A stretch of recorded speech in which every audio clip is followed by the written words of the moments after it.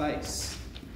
All right, with 3 planes in space, let's look at all of the possible arrangements we can have. There are 8 possible arrangements with 3 planes. So the first is that they are all coincident. Now that is when all 3 planes have the same equation, be it a scalar multiple of one another, okay?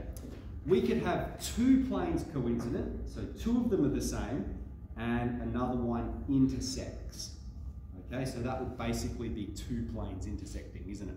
And so when 2 planes intersect, they intersect along a line.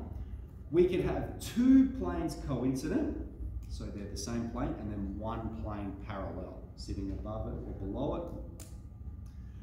We could have 2 planes parallel and 1 plane intersecting both of them. We could have all 3 parallel, so there's no point of intersection, they're not touching at all. We could have all of them meeting at 1 point. That's when they all have different orientations. None of them are parallel, none of them are coincident. They're going to meet at a point. We could have all of them meeting along a common line. Okay, so all of them existing along the same line. And then we could have what we call delta form, or delta configuration, where all of them intersect with another plane, but none of the 3 intersect together. The line of intersection of any 2 is parallel to the 3rd plane. Another way to describe it. Now, what I've done, okay, is because I don't think the textbook describes it very well, but I've written how each arrangement is going to correspond with row echelon form. All right. So 1, 2, and 7 have infinitely many solutions. Let's describe what that means. Infinitely many. So in 1, every coordinate that exists on plane 1 is a solution to plane 2 and is a solution to plane 3. In 2, all right, every coordinate that exists on the line where they meet satisfies the equation of all 3 planes. And in 7, any coordinate that exists on the line where all 3 meet also satisfies the coordinate of all 3 planes. Okay, if we look at 3, 4, 5, and 8, have no solutions. Okay, in 3, there's no solution to a system of 3 simultaneous equations because there's no point where all 3 planes are together. Okay, the same with 4, there's no point where all 3 planes are together. The same with 5, all right, there's no point where all 3 planes are together. And then the same with 8. There's points where 2 planes intersect, but there's no point where the 3 planes meet together. And then our unique solution is case 6, and that's where all of them meet at one certain point. Now, if we reduce it to row echelon form, okay, if it's reduced like this, then we're going to have 1, 2, or 7. If it's reduced like this, then we're going to have 3, 4, 5, or 8. And if it's reduced like this, then we're going to have a unique solution. So we can actually use row echelon form and a bit of understanding about the planes to figure out which circumstance we have. And that's why I've developed these examples so that we can go through and point out why each case satisfies each description. So if we look at the first one here, I've got all planes are coincident. Now, if you reduce this to row echelon form, all right, it's going to look like this. Okay, there's infinitely many solutions, and so you might reduce it to row echelon form and go, I don't know if it's 1, 2, or 7, but we can just look at the nature of the planes. We've got to investigate. We see this one, and if you multiply that one by 2, okay, if you multiply plane 1 by 2, you get plane 2. All right, that they're the same plane, just a scalar multiple. And if you multiply plane 2 by -2, you get plane 3. Okay, so these are all coincident because they are all scalar multiples of one another. They are all the same plane, they all exist in the same space.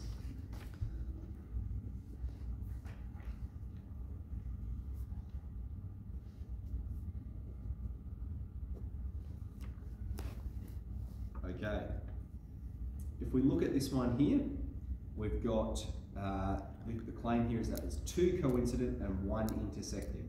So again, if we were to solve this one in row echelon form, we're going to have two coincident and one intersecting.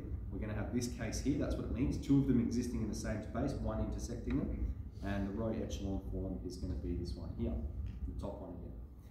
However, how do we determine that that's the case? Well, what we can see is two of these planes are coincident, okay?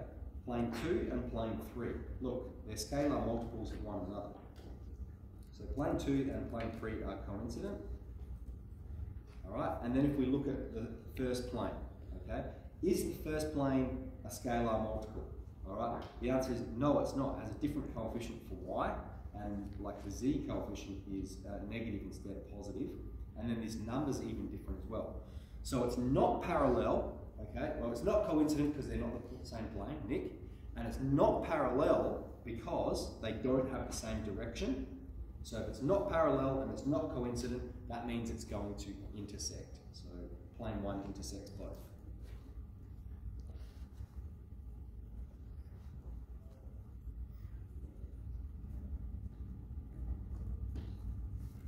And we know it meets along a line because plane 2 and plane 3 are coincident, they're the same plane, and so really we've just got the intersection of two planes. How do two planes intersect? They intersect along a line. Okay, last one, number 3, two coincident with one parallel. All right, so we've got two planes that are coincident here. That's going to be plane 1 and plane 3. We can see that they are coincident. P1 and P3 are coincident. And then if we look at plane 2, right, its direction is a scalar multiple. Do you see that? If we go 3 times plane 1, we're going to have 3x, 6y, 9z. Excuse me, sorry. Plane 1 and plane 2 are coincident. Need to change that. It's a little bit deceptive there. And if we look at plane 3, if we multiply plane 1 by minus 2, we have minus 2, minus 4, minus 6. But this number is not a scalar multiple of the plane 1, isn't it? This number's different. So that means plane 3 is not coincident, but plane 3 is parallel. Okay, why? Because that number 2 there does not correspond with a scalar multiple. Is that clear? All right, plane 3 is parallel as not scalar multiple. Okay, so all of the, if we look at plane 1 and plane 3, okay, that's a scalar multiple. We've multiplied it by minus 2, we've multiplied it by minus 2, we've multiplied it by minus 2. But if we multiply this by minus 2, we should have minus 2, not positive 2. All right, so because they're not the same, it's not parallel. Okay, on to 2 parallel with 1 intersecting. All right, if we look at which planes are parallel, and it's going to be plane 1 and plane 3. Why are they parallel? They have the same direction. Okay, look at that vector and look at that vector. They have the same direction vector, different scalar multiple of one another. So we've got plane 1 and plane 3 are parallel. And then if we look at plane 2, it's not parallel because it doesn't have the same direction, and it's not coincident. Okay, if it's not parallel, it's not going to be coincident. So therefore, it intersects. All right. So we can look at these and figure them out, right? And so that's case 4. Okay. All 3 are parallel. Now I went through and changed these numbers because all of them were coincident. And yes, if they're coincident, they're going to be parallel, but it doesn't exemplify the circumstance where they're parallel but not coincident. So I changed these 2 numbers to 5 and 6. All right. So what you can see is the direction of all of these planes is the same. Okay, the direction is the same, but they all have different constants over here. That if we want to get from plane 1 to plane 2, we need to multiply it by 2, right? But over here, if you multiply that by 2, you don't get 5. All right, so we know that they're not the same plane. They're not coincident. They are parallel. So all 3 have the same direction, but a different constant that they are equal to, so therefore they're parallel. All of them meet in a point, okay? So for us to determine this, what we can see from looking at it is that none have the same direction, none are parallel, So we need to solve it. We need to solve it in row echelon form. And if we reduce it to row echelon form, what are we going to get? We're going to get this one. And this is the unique circumstance. That's when there's only one solution and we can go ahead and obtain it. We can find what's the z value, what's the x value, what's the y value. All right. So that takes us to number 7.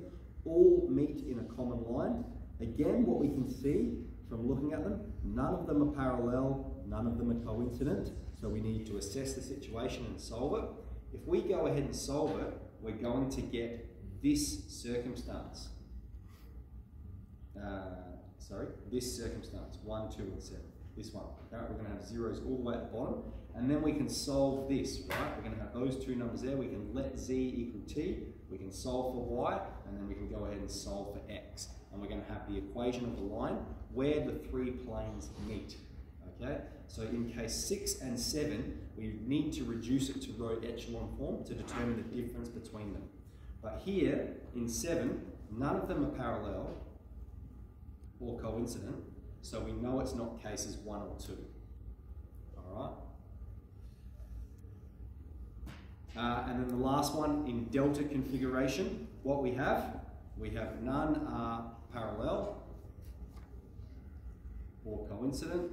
All right, remember if they're parallel and if they're coincident and entails parallel. So none are parallel or coincident, they don't have the same direction. And when we try and reduce it to row echelon form, we're going to have no solutions. We're going to have this one. We're going to have this when we try and reduce it to row echelon form. There's going to be no solutions. And so we know from a compound of those things, Nick, that they're not parallel, they're not coincident, and when we do reduce it to row echelon form, this is what occurs. Therefore, we have delta configuration. So there's a number of things that needs to satisfy for each of those, all right? And so it's just about going through and assessing which circumstance do I have occurring here. All right?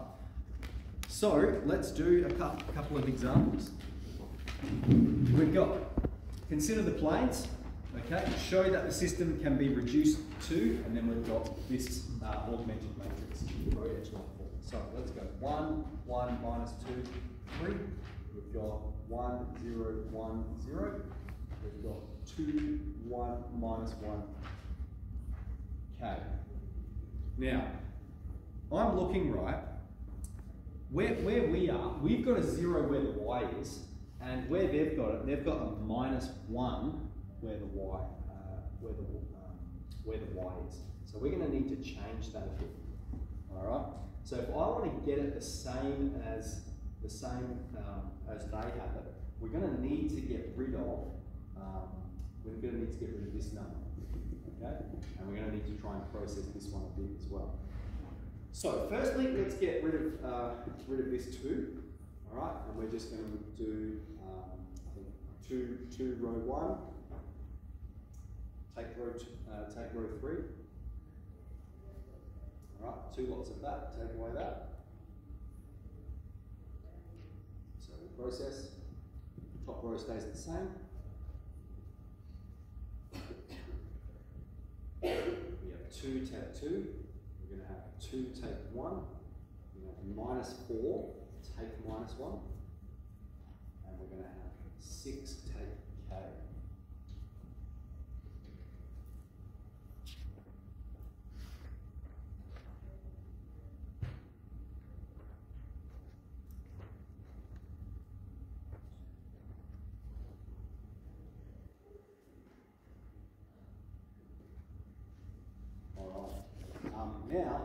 So that's getting okay, but remember we want to have a minus 1 here and a 3 here. So I'm looking, how am I going to do that? Well, if we do row 1, take row 2, we're going to get that 0 there, and then we might need to multiply it by minus 1, I think. So let's do that. We're going to replace row 2 with row 1, take row 2. Row 1, take away row 2. 1, 1, minus 2, 3. 1 take 1, 0. 1 take 0, 1. Minus 2 take 1 is minus 3. And 3 take 0, will be 3. And then in the bottom row, 0, 1, minus 3. And 6 take k.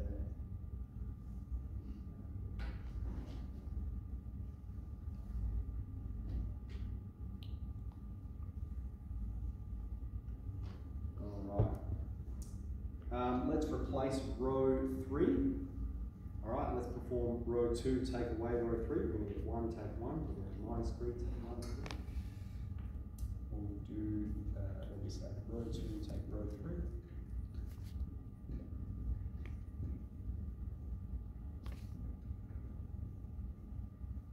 Take 1, minus 3, take 3. 3 take away, 6 take k. It's going to be k take 3. And we're almost there. Okay, all we're going to do now is replace row 2 with minus 1 times row 2. And then we've got 1, 1, minus 2, 3, 0, 1, minus 1, positive 3, minus 3, 0, 0, 0, k, 3.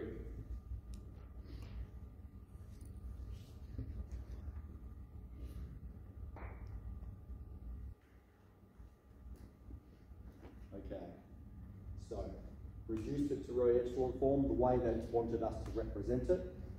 Any questions about any of those operations? Okay. As far as this multiple goes, remember you can multiply any row because it's equal to a number. So if we're multiplying it, we're maintaining the equality. Remember that's an equal sign. So that's a fine legitimate operation. All right. State the value of k for when they meet along a common line. All right. Well, what if we have a common line? What row echelon form does it have? I'll just scroll up here so you guys can see. If they meet along a common line, that is going to be case 7. All right. So that's going to be this circumstance here. So we're saying what value of k is going to give us this row echelon form. So let's have a look. I need a 0 there. What value of k is going to make that true? If k is 3, then all of that bottom row is going to be all zeros. Now let's talk about why we know they're going to meet in a common line, case 7. Well, it's not case 1 because none of the planes have the same direction. Okay? They're not parallel and they're certainly not coincident.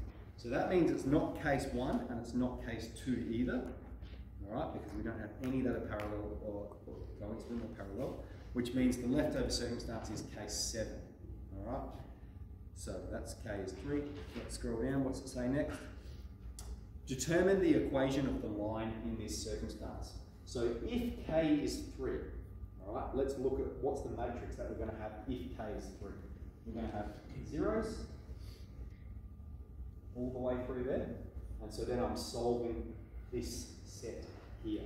I'm going to let z equal t, and then we've got minus y plus 3t equals minus 3.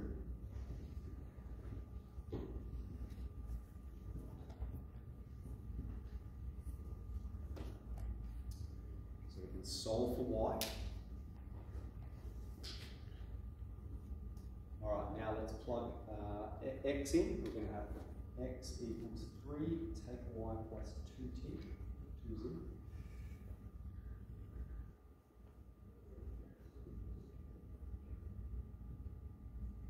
What's that going to be? 6, take 3 is 3, take 2t. What do I do there? That should be plus 2t. So 3 take 3, 0, minus 3t plus 2t. Minus t. Alright, so the line where they meet has x is minus t, y is 3t plus 3, and z is t. That's the line where these two planes are going to meet one another.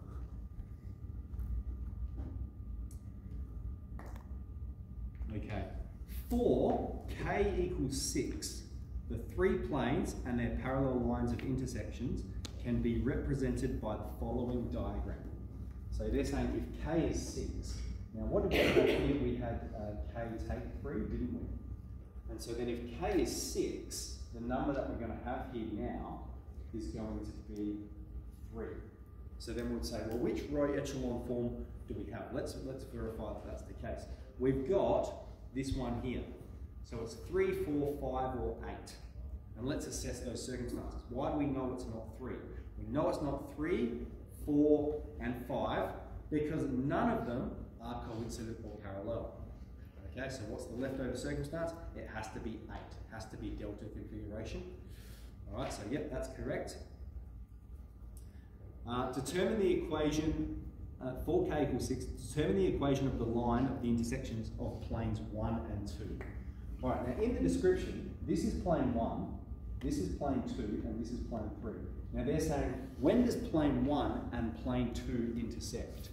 Well, plane 1 and plane 2 intersect when these two planes intersect. If we were to solve that, we've already done that. We just did it just before. Okay? It's this one. All right? It's the same equation. We could go ahead and do it again if you want, but we're just not considering the bottom row. Plane 1 and plane 2 are going to intersect when we can find the solution to this system of equations. All right, so we've already done that part. Has the same equation. Points A, B, C lie in the plane x equals y. Okay, this is tricky, this part here. Points A, B, C lie in the plane x is 1. And the point D lies in the plane x is 0. Find the coordinates of A and D. All right, so we know points A and D. See up there how they lie along the line where plane 1 and plane 2 intersect. Now we've got the equation of that line. This is it here. I'm going to write it up. The equation where they intersect is minus t. The y value is 3t plus 3. And the z value is positive t. Okay, so that's the line where plane 1 and plane 2 intersect. Now point A and point D lie on there. It says find the coordinates of point A and point D. Now we're told point A, B and C all have an x value of 1. On planes A, B and C, they lie on the plane x is 1. So that means A has an x value of 1. Okay? So what does that mean? Minus t equals 1. Therefore, t equals negative 1. And so if t equals negative 1, what value does this line take? Okay? Well, a is going to be 1. A is going to be, yep, x is 1. If we're putting minus 1 in here, we're going to have minus 3 plus 3 and minus 1. Okay, so we've established the coordinates of A. All right, how about the coordinates of D? Well, D has an x value of 0. All right, and so if D has an x value of 0, all right, what does it mean t equals? We've got minus t equals 0, so therefore t is 0.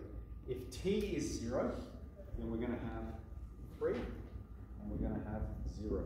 So we can establish the coordinates of A and D. All right, so that's getting a bit tricky. Okay, I reckon I can do this last one really quickly. Okay, I'll just show you how we reduce it using row operations. And we'll run. Alright, we've got 2, 1, 1, 5, 1, 1, 3, minus 2, P, 2, and Q. Alright.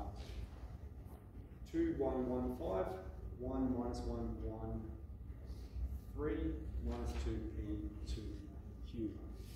Alright, so if we reduce it using row echelon form, we're going to replace row 3 with, let's do row 1 plus row 3.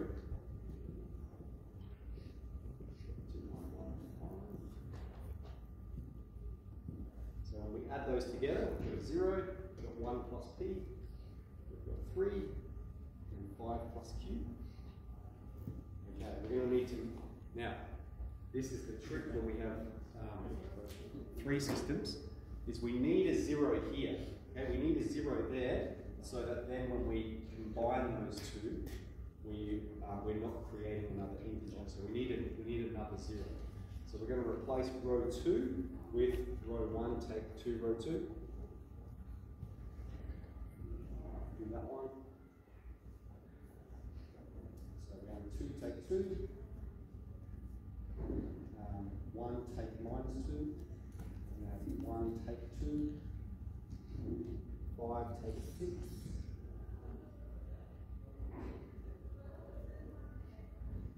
Yep.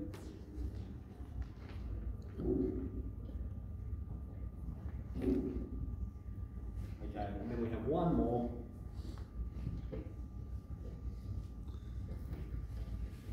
We need to get one more 0 in the bottom row. Okay? Now, if I want to get one more 0 in the bottom row, I can't get a 0 here, all right, because I've got some variable p. But I can get a 0 here because I have a number. All right? So I'm going to combine these two and try and get a 0 there, so that then I can come up with an equation between this integer and this one. So if I want to get a 0 there, I'm going to go 3 lots of row 2 plus row 3. So we're going to replace row 3 with 3 lots of row 2 plus row 3. So what will we have? 2, 1, 1, 5, 0, 3, minus 1, minus 1. And we'll have 0. Now we've got 3 lots of it. So we have 9 plus 1 plus p, and then 10 plus p. And we have minus 3 plus 3, 0. And we have minus 3 plus 5 plus q. And 2 plus q. Okay. So that's fine. We've reduced it to row echelon form. Find the values of p and q for which the system has an infinite number of solutions. Well, infinite solutions occur. What does row echelon form look like? The top one. Okay, we need all zeros in the bottom. So if we're going to have all zeros down the bottom, p has to be minus 10, q has to be minus 2, and then we've got all zeros, we've got infinitely many solutions. Alright, so try do a little bit of homework, see how you go. Hopefully we'll have a bit of a catch up Thursday, talk about it.